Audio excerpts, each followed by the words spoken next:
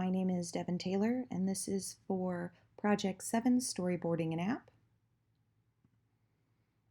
Now, I have focused on the iPhone layout. However, just a note that further layouts will be very similar to this because I want to try and keep it the same across platforms. That way, no matter what device someone uses, it will be the same and they will not have to relearn how to use the application. All right, so starting with the definition, this app will help a person be able to uh, identify what they need and purchase it through an application to set up home delivery or even pickup, as well as shipments for smaller office supplies. You can download it, of course, on any device and browse through the whole inventory. You'll also be able to keep track of uh, dates and times for deliveries, uh, package information for shipments, and of course pickups, through the active orders page. You will also be able to set up reoccurring orders of the office supplies, and you will be notified, so you will receive notifications if you wish it, through text message, a phone call, or even just regular notifications through your phone. You can also get it sent through your email. So going to this. All right, this right here is the main screen. This is the menu, account information, and of course your cart, a search bar for easy access to searching, and of course these are going to be just promotions and whatnot that the store has going on at that current time, so it will have to be kept updated.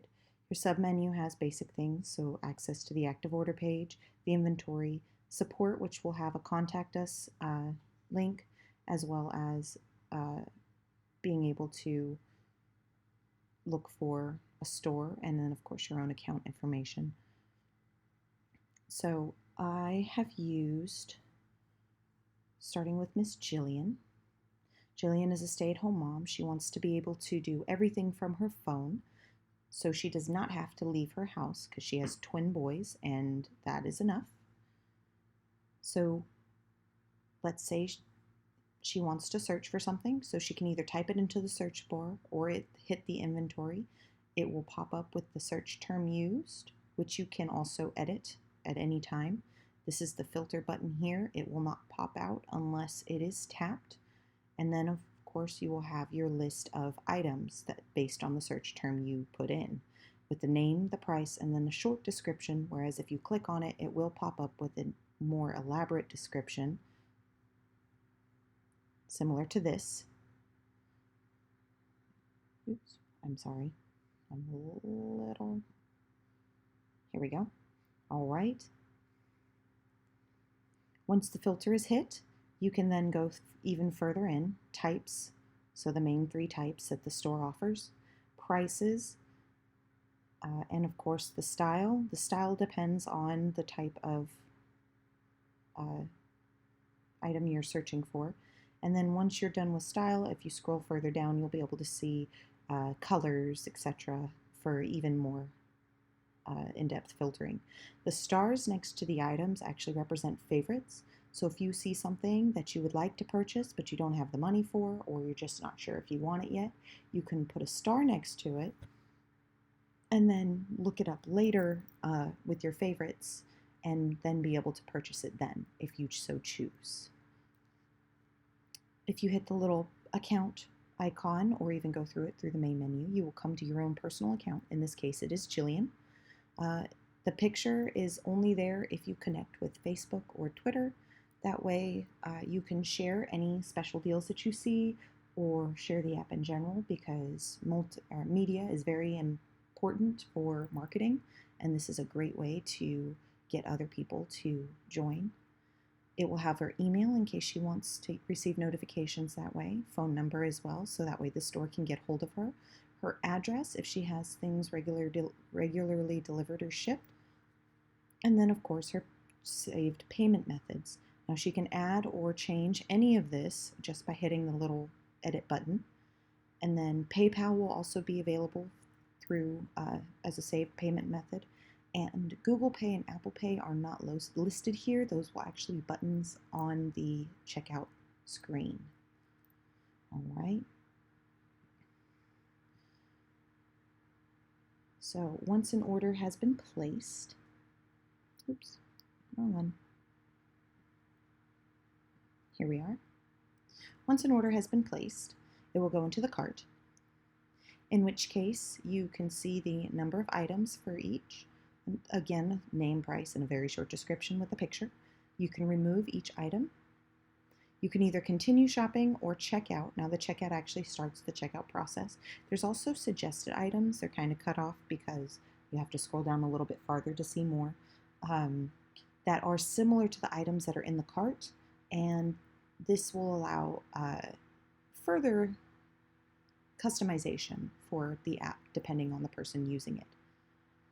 Once you start the checkout, you will first be asked about delivery options. Now these depend on the items in the cart. So for instance, if there are plants, since plants can't be delivered, it will automatically be like shipment with no box, and only pickup will be available to be checked. In this case, there are no office supplies or there is furniture included, so delivery is available. If office supplies are put in there with furniture, we will deliver them all together. That way you don't have to worry about trying to do separate shipments. Once you select a type, the rest of it will appear down here underneath the options. So in this case, date preferred for the delivery, the time preferred for the delivery, and of course AM or PM, and then the continue. Now, these can be changed later in the active orders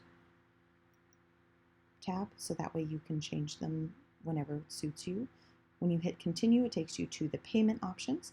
In this case, you can add a new card or use a new card, use a bank account, or use one of your stored methods. Here you will see the Google Pay or Apple Pay. And then of course, since we're using Miss Jillian, this is her information here. She chose to pay with the Chase card, and if you hit continue, it will then confirm your order and check out. Once that has happened, you will be taken to the active orders, in which case you will see your orders. This right here is for your notifications to be turned on or off, depending on whether or not you want to be notified. And in your account information, you will be able to say whether or not you want to be notified by phone, email, text, like actual notifications at the top of your phone, or all of the above, or certain things and not others. This right here will change the dates of whatever you need, or show you dates coming up. And you can actually link it to your Google Calendar or Apple Calendar. That way you will have it automatically put in, so you will not lose track of time for the people that use that. So that takes care of all of those. And just to clarify for Mike, same kind of things. He doesn't mind going and picking up supplies. So in this case, he would be able to use the pickup, and it would give him the date and time that he would be most likely to pick it up. And he would be able to change that if needed. He would get notified when the pickup is ready, so he would be able to go there. Now, since he would be doing a pickup, on his payments page,